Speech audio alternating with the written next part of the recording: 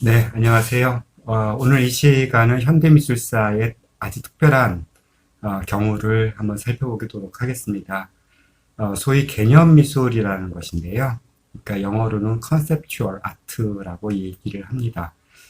이 개념미술이라고 하는 것은 우리가 생각했던 것과는 조금 양상이 다른 미술인데요. 우리가 이제 미술 그러면 이 캔버스에 그려진 그림이거나 아니면 이렇게 이 조각품이거나 혹은 뭐 기타 어떤 장식품이거나 뭐 이런 것들을 연상하게 되는데 이 개념 미술이라고 하는 것은 미술이 가질 수 있는 또 다른 차원의 어떤 표현 혹은 또 다른 영역이라고 설명드릴 수 있을 것 같습니다. 원래 이게 미술 자체는 이 작가라는 이 미술가가 어떤 특정한 아이디어나 이런 것들을 가지고 새로운 것들을 만들어낸다라고 생각을 하게 되는데 그래서 창작이라는 이름이 붙게 되는데 이 생각을 갖게 된 것도 굉장히 현대 사회에 들어와서 벌어진 일들이에요. 과거의 그 화가나 조각가 같은 경우들은 어떤 다른 물질, 그러니까 뭐 이 물감이나 흙이나 돌 이런 데다가 살아있는 혹은 뭐 자기가 표현하고자 하는 어떤 대상들을 유사하게 담게 그리고 굉장히 어떤 자신의 어떤 재능과 기량을 발휘해서 더욱더 멋지게 이렇게 재현하는 것을 목적으로 삼았습니다.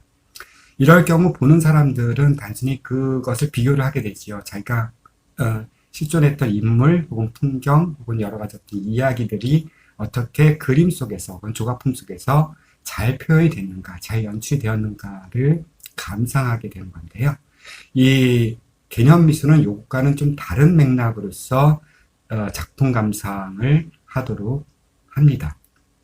어떤 것이냐 하면 이 개념 미술은 미술이 가지고 있는 여러 가지 것들을 여러 가지 원리들을 그 개념들을 사람들한테 즉각적으로 비추어서 사람들이 이 원리들을 한번 생각해 보도록, 사유해 보도록 하는 것이죠. 그래서 이제 개념 미술이라고 하는 것은 어떤 잘 그려진 그림, 예쁜 어떤 것들이 아니라 우리의 그 감상자의 어떤 상상력이라든지 연상 혹은 지각 혹은 사유 이런 것들을 계속 이렇게 요구하는 그러한 예술이라고 할 수 있겠습니다.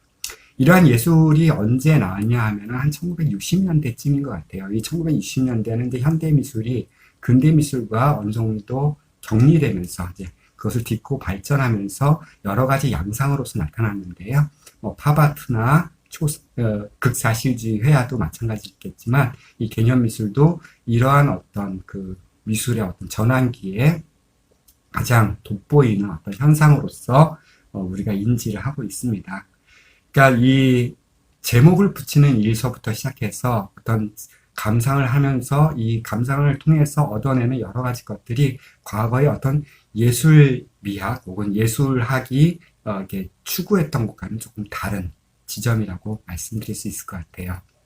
오늘 이 시간에 그 개념 미술의 대표적인 주자로서 요셉 코수스라는 예술가를 불러낼 거고요. 그 요셉 코수스가 또한 자기가 가장 대표적인 작품이라고 그 자타가 공인하는 하나 그리고 세 개의 의자라고 하는 작품을 여러분들께 소개시켜드리고 약간의 설명을 덧붙일까 합니다.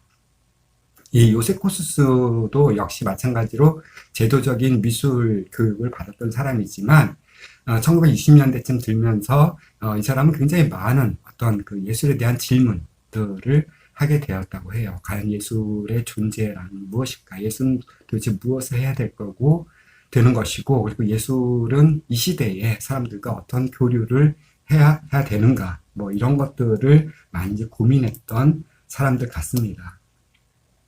이 요세코스의 하나 그리고 세계의 의자는 그 60년대의 개념 미술의 대표적인 작품으로 꼽힌다고 제가 말씀을 드렸고요. 작품은 이렇습니다. 그러니까 여러분들이 그 모마 지금의 그 뉴욕 현대미술관에 가보시면 이게 상설적으로 전시가 되고 있는데요.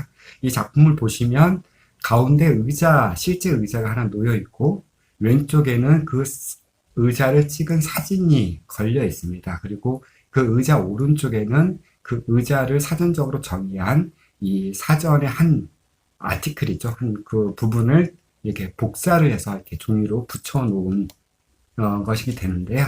그러니까 말씀드리자면 실제 의자, 이미지로서의 의자, 그리고 사전적 개념으로서의 의자, 이 세 개가 놓여 있어서 여러분들이 이 세 개를 하나의 의자로 볼 것인가, 아니면 분류되어 있는 세 개의 차원으로 볼 것이고, 그리고 세 개의 차원으로 분류되어 있으면 이 세 개의 차원들이 어떻게 연계되고 또 어떻게 분리될 수 있는가를 고민하게 되는 상황에 이르게 됩니다. 그래서 어떤 곳에 치중을 하는가, 그리고 어떤 것을 나란히 보는가, 그리고 이것을 받아들여서 어떤 사유체계와 논리체계를 가지고 이것들을 접수해야 되는가에 대해서 이 감상자들은 약간은 당혹스럽고, 약간은 좀 어떤 억지로, 나도 강제로 어떤 사유 논리에 빠져들 수밖에 없는 그런 상황에 빠질 수밖에 없다라고 볼 수 있을 것 같습니다.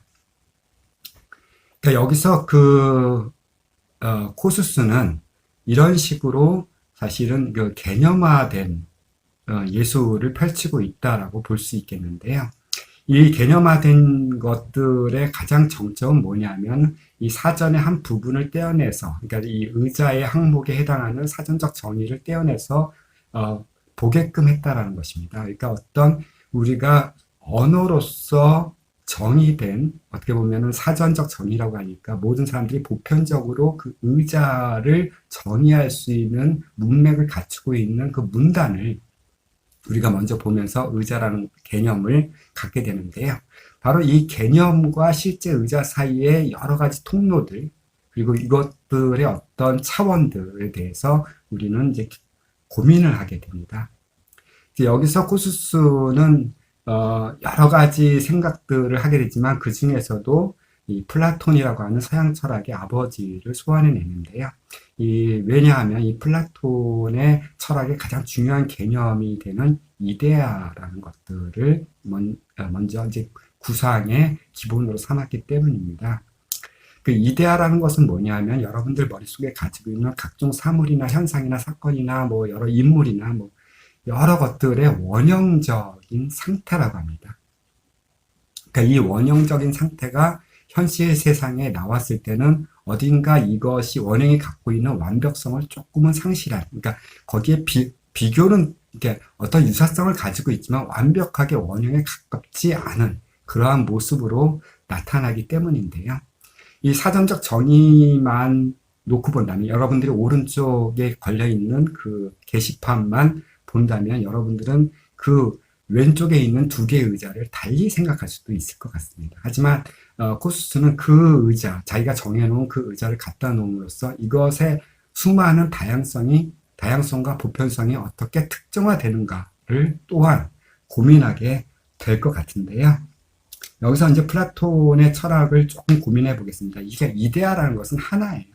그러니까 원형은 변하지 않는 궁극적인 어떤 것은 하나이죠. 하지만 현상은 수없이 다양한 양태로서 등장을 합니다. 그러니까 요것들을 좀 재미있게 설명할 수 있는 부분이 그리스의 신화에서도 나와요.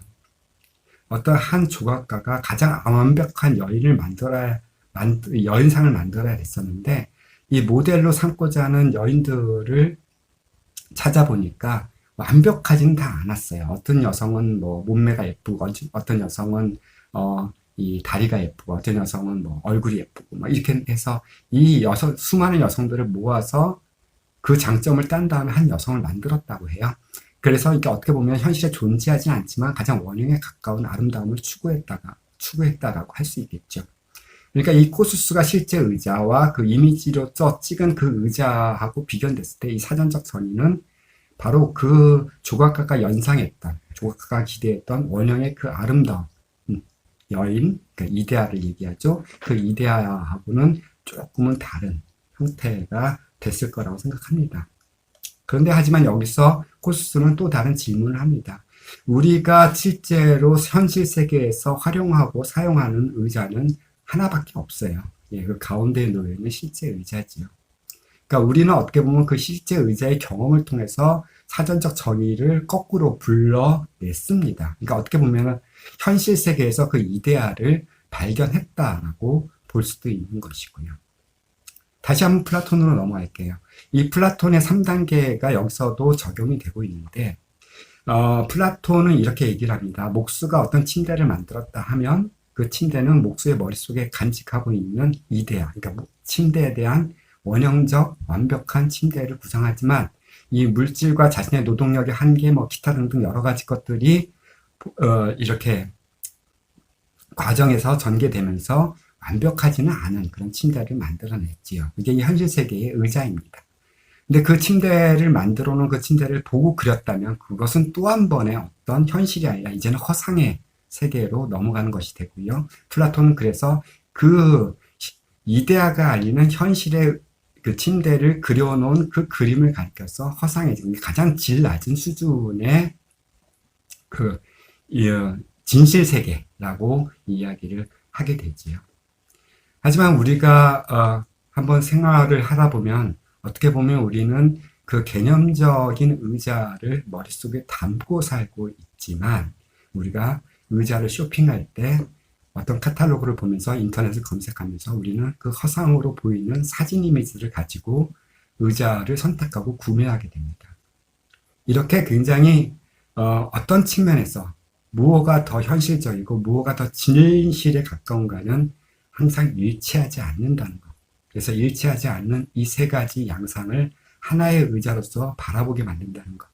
이것이 아마도 호수스가 우리에게 알려주는 이 현실과 진실의 이중적이며 그러면서도 아이러니한 통일이 아닐까라고 생각이 듭니다. 감사합니다.